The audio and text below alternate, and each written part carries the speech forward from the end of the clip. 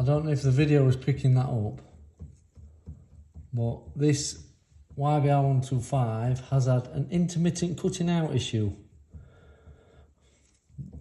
Been racking my brains, been looking at this, that and other, and then look at this, lo and behold, I don't know where it's been before, but some other shops been doing the service on it and stuff. So the usual telltale signs of a crank bearing having gone would be shrapnel in the oil.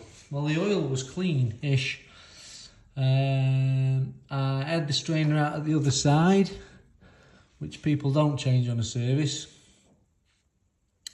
But even that doesn't look like it's there's too much on it. But there's definitely bronze particles in the bottom of the engine, because as I will show you with my camera. I filmed a little bit of footage on that. Now I've put the flywheel back on just to highlight the movement of the crank, because it wasn't very easy without the flywheel on. And I'm going to be quiet now and you listen for it, because I don't know if you can see it with the video.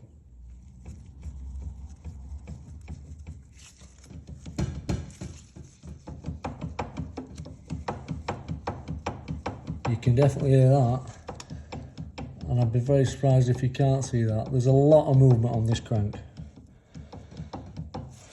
So, with the crank moving, where's that pick up, I don't know where it's gone. I don't know, pick up coil, basically I can't find it. So basically the pickup coil sits here, close to the flywheel, and when the flywheel's spinning round, it should be perfectly still, well, apart from it spinning round, the centrifugal force and all that business. But there should be no up and down, side to side movement.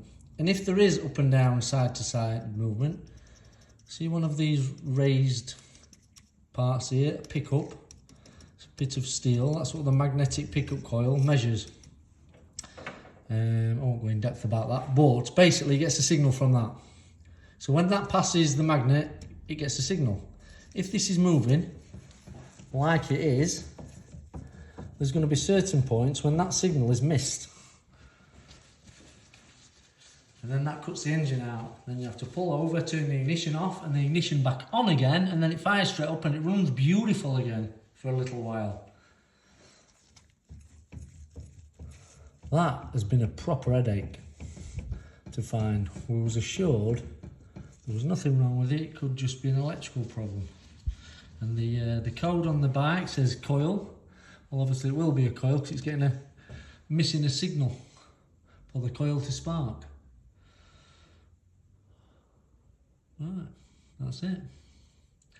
We'll have to dive in deeper or see where the budget takes us with the rest of the job. Can you see them little brass particles there? That is the bottom of the engine. That is my little otoscope camera.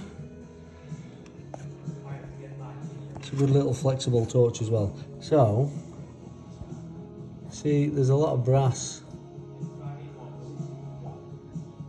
Well, it looks like sand, for want of a better word. And that'll explain why there's so much play in this crank.